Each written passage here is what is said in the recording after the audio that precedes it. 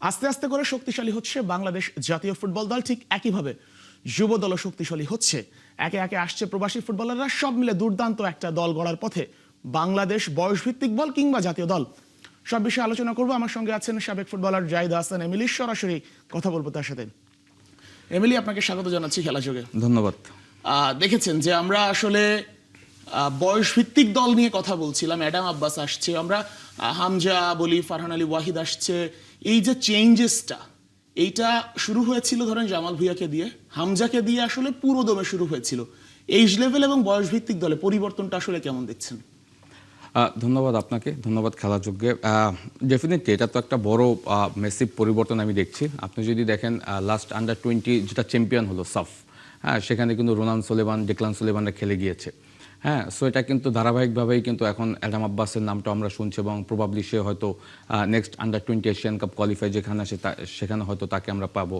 এবং আমি বলবো যে এটা বাংলাদেশ ফুটবলের জন্য খুবই ইতিবাচক এই কারণ আপনার পাইপলাইনটা যখন স্ট্রং হবে তখন কিন্তু সিনিয়র জাতীয় দল কিন্তু অটোমেটিক আপনার জন্য প্লেয়ার রেডি থাকবে।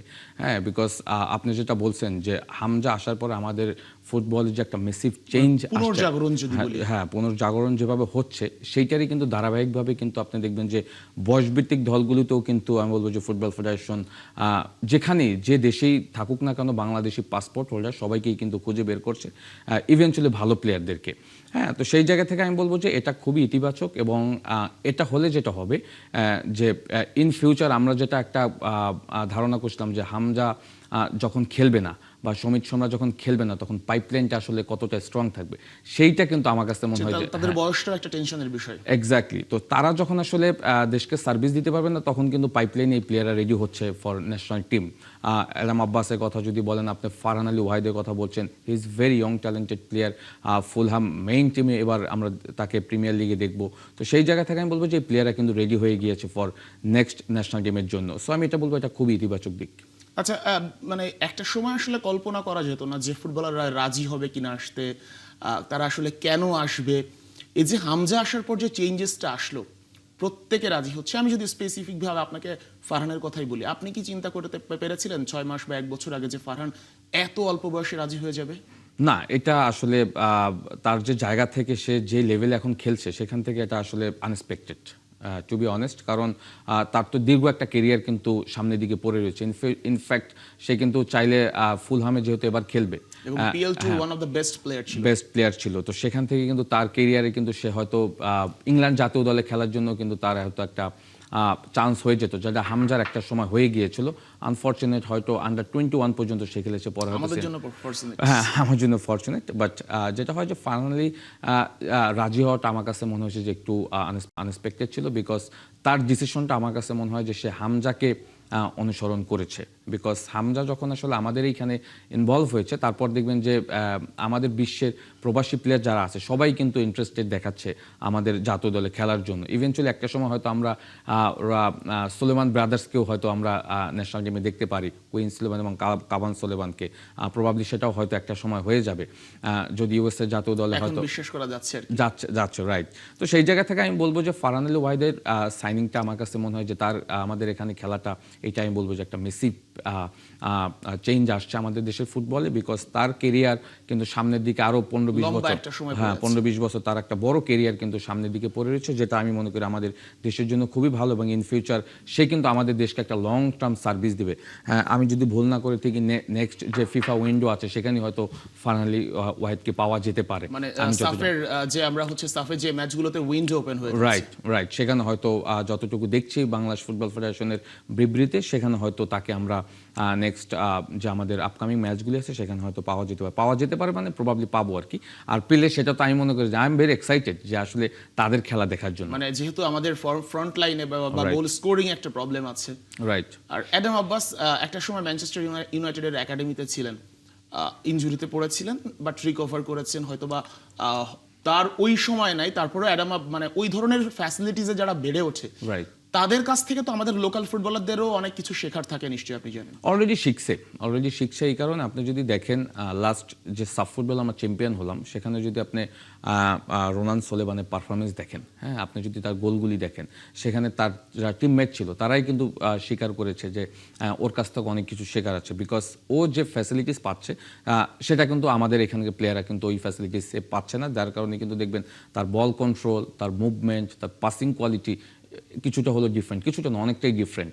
তো সেই জায়গা থেকে আমি বলবো যে ফারহান আলী ওয়াহিদ বা অ্যাডাম আব্বাস যারাই ইন ফিউচার আমাদের জাতীয় দলে খেলবে, তাদের ওই যে ট্রেনিং সেশনগুলি নেওয়া, তারা যে লেভেলে আসলে বড় হচ্ছে, তারা যেভাবে আসলে ফ্যাসিলিটিস পাচ্ছে, ওইগুলি কিন্তু আমাদের এখানকার প্লেয়ারদের বড় একটা ইন্সপিরেশন হিসেবে কাজ করবে। নেক্সট যে ট্রেনিং সেশনগুলি থাকবে বা যখন তারা একসাথে খেলবে বা ড্রেসিং রুম শেয়ার করবে, অন দ্য পিচ শেয়ার করবে, তখন কিন্তু এদের ভিতরে কিন্তু আমি বলবো যে এই যে শেখার আগ্রহটা আমি মনে করি যে আরও বাড়বে। ইভেনচুয়ালি হামজা আসার পরে যদি আপনি দেখেন আমাদের বাকি প্লেয়াররা কিন্তু সবাই কিন্তু হামজার কাছ থেকে টেকনিক্যালি বা টেকটিক্সগুলি কিন্তু শেখার চেষ্টা করছে। ইভেনচুয়ালি তার মেন্টাল স্ট্রেংথ যেভাবে সে মাঠে দেখায়, সেটাও কিন্তু আমি বলবো যে আমার প্লেয়ারদের ভিতরে কিন্তু একটা বড় পরিবর্তন আসছে হামজার মাধ্যমে। সুতরাং ফারহান আলী ওয়াহিদ বা অ্যাডাম আব্বাস বা রোনান ডেকলান সুলেমান, এরপরে যদি কুইন কাবান সুলেমানরাও আসে, তাদের কাছ থেকে আমি বলবো যে আমাদের প্লেয়াররা কিন্তু ডেফিনেটলি শিখবে, চেঞ্জেসটা আসবে। একটা সময় আসলে মানে আপনারা দেখেছেন যখন রিয়াসাত এসেছিলেন টিকতে পারেন নাই, বা জামাল ভুঁইয়া এসেও ব্যাক করে চলে গিয়েছিলেন, প্রথমবার টিকতে পারেন নাই বা এখানে সাস্টেইন করতে পারেন নাই। প্রবলেমটা আসলে কি হতো আগে আপনার মনে হয়? না, জামাল যখন আসছে তখন আমি দলে পার্ট ছিলাম। জামাল প্রথম আসে 2011 সালে। That time he is very young player. তখন আমাদের কোচ ছিল আপনার ইলিয়বস্কি ফ্রম মেসিডোনিয়া। সো ও জামালের টেকটিক্যাল ইস্যুগুলি বেশ ভালোই পছন্দ করেছিল, বাট ওই সময়টা ওর বয়স কম ছিল। বাট নেক্সট যখন 2013-তে আসে, তখন কিন্তু লুডভিগ ডি ক্রুইফ আমাদের কোচ ছিল। সাফ ফুটবলের প্রথম অ্যাসাইনমেন্টেই জামালকে সে ইনভলভ করে এবং জামাল কিন্তু ওই টুর্নামেন্টটা বেশ ভালো করে। সো আস্তে আস্তে কিন্তু জামাল আমাদের দলের সাথে ইনক্লুড হয়ে যায় এবং সে খুব ভালোভাবে অ্যাডজাস্ট করে ফেলে। সো ওই পরিবেশ থেকে এসে এখানে কিন্তু মানানোরও একটা কিন্তু বিষয় রয়েছে। হ্যাঁ, আমি বলবো যে সেই জায়গাটা জামাল বেশ ভালো করেছে। অ্যাট দ্য সেম টাইম পরবর্তী সময় হামজা সৌমিত্র এসে কিন্তু খুব কুইক আমি বলবো যে আমাদের দলের সাথে কিন্তু অ্যাডজাস্ট হয়ে গিয়েছে।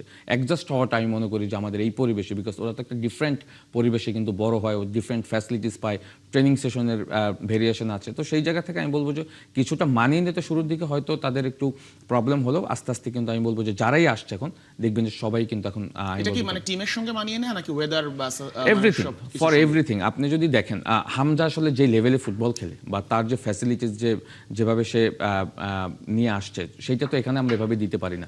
তারপরেও কিন্তু হামজার মতো করে কিন্তু এখানে আপনি দেখবেন যে মানিয়ে নিচ্ছে, ওই জায়গাটাকে কিন্তু এনজয় করছে।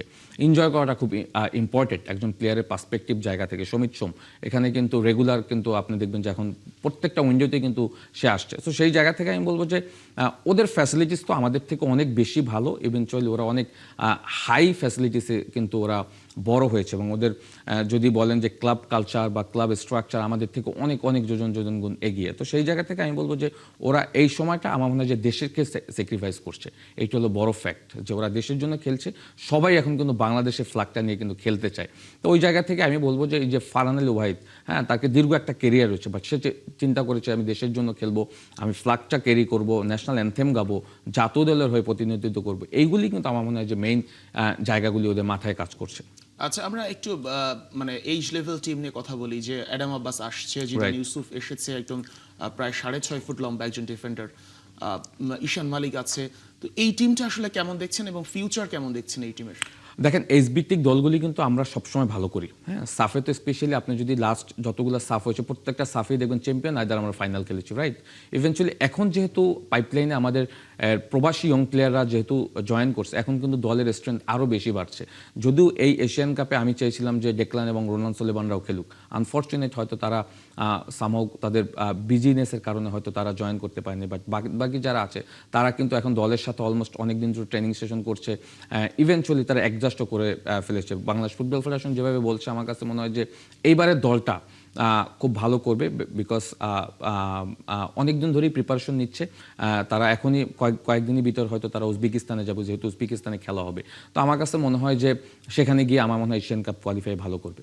আচ্ছা, এই যে একটা যে বিষয়টা আমরা বলছিলাম যে এইজ লেভেল টিম বা ভালো করে, এই ভালো করার পেছনে একটা লজিকও কিন্তু অনেক সময় চলে আসে যে বয়স লুকানোর যে ব্যাপারটা। কিছু ফুটবলারকে নিয়ে আলোচনা আগে উঠেছে, যেমন আমি যদি স্পেসিফিকভাবে বলি, ফয়সালের কথা বারবার এসেছে যে সে বারবার 16, 17, 18 দলে খেলছে, ব্যাক করছে, আবার ক্যাপ্টেন, আবার ব্যাক করছে। এই প্রবলেমটা কি মানে কিভাবে আসলে দেখেন আপনি? এটা আমার কাছে মনে হয় যে এই বয়স লুকানোর ব্যাপারটা এটা তো এখন আসলে কিন্তু বয়স লুকিয়ে খেলার কিন্তু কোনো আমি মনে করি যে আসলেই কি লুকায় না? It's depend on himself. তার আসলে বয়স কত আপনি আমি কিন্তু অরিজিনাল বয়সটা কিন্তু আমি যতটুকু জানি যে ফয়সাল এখন পর্যন্ত 20 হয়নি, বিকজ ফয়সাল আমার সাথে কিন্তু আন্ডার 17 একটা টুর্নামেন্টে গিয়েছিল কম্বোডিয়াতে, ওই টুর্নামেন্টও ক্যাপ্টেন ছিল। আমি তার কথা বলছি কারণ তাকে নিয়ে হ্যাঁ, সমালোচনা বিকজ হয়েছে। এখন আপনার যখন বয়স থাকবে তখন আপনি কিন্তু এই টুর্নামেন্টগুলি খেলতে পারবেন। আমরা আমাদের প্লেইং ক্যারিয়ারও কিন্তু খেলেছি, আমরাও কিন্তু আন্ডার 16, আন্ডার 19 বেশ কয়েকবার খেলেছি, একবার দিন না, বিকজ আমাদের বয়স কিন্তু ছিল, যার কারণে কিন্তু আমরা খেলতে পেরেছি। একটা সময় কিন্তু বয়স, আপনি যেটা বলছেন, একটা সময় কিন্তু বয়সের কারণে আমাদের আন্ডার 16 কিছু প্লেয়ার কিন্তু সাসপেন্ডও হয়েছিল। হ্যাঁ, এটা হলো 2002 দিকে। হ্যাঁ, তখন কিন্তু বয়স লুকিয়ে খেলছে, বাট এই 2026 এসে বয়স লুকিয়ে খেলা বা বয়স অ্যাভয়েড করে খেলার কিন্তু আমি বলবো যে কোনো সুযোগ নেই। সেখান থেকে ফয়সাল, মোর্শেদরা কিন্তু রেগুলারই কিন্তু আন্ডার 17 বা আন্ডার 19 বা আন্ডার 20 এই দলগুলিতে খেলছে, বাট আমার কাছে মনে হয় যে তাদের বয়সগুলি এখনো পাসপোর্টে রয়েছে, যার কারণে কিন্তু তারা খেলার সুযোগগুলি পাচ্ছে। আচ্ছা, আর একটা প্রসঙ্গ, আসলে রিসেন্টলি আপনিও মনে হয় সামাজিক যোগাযোগ মাধ্যমে দেখেছেন, ন্যাশনাল টিমের বেশ কিছু ফুটবলার বিভিন্ন জায়গায় মানে টুর্নামেন্ট খেলছে, খ্যাপের টুর্নামেন্ট যদি স্পেসিফিকভাবে বলি, এবং জার্সিগুলোও ভিন্ন কোনো ক্লাবের, যেটা আসলে দেখতে একটু মানে দৃষ্টিকটু লাগে যে আপনি একটা ক্লাবের প্লেয়ার, আপনি অন্য ক্লাবের জার্সি পরে সবাই এক টিমে খেলছেন। এই যে কালচারটা, নিশ্চয়ই প্লেয়ারদের সাথে আপনাদের কথা হয় বা আপনারাও প্লেয়ার ছিলেন, কেন আসলে ন্যাশনাল টিমের প্লেয়াররা বা একদম প্রফেশনাল প্লেয়াররা এই যে খ্যাপের মাঠে খেলে বেড়ায় আপনার কাছে মনে হয়?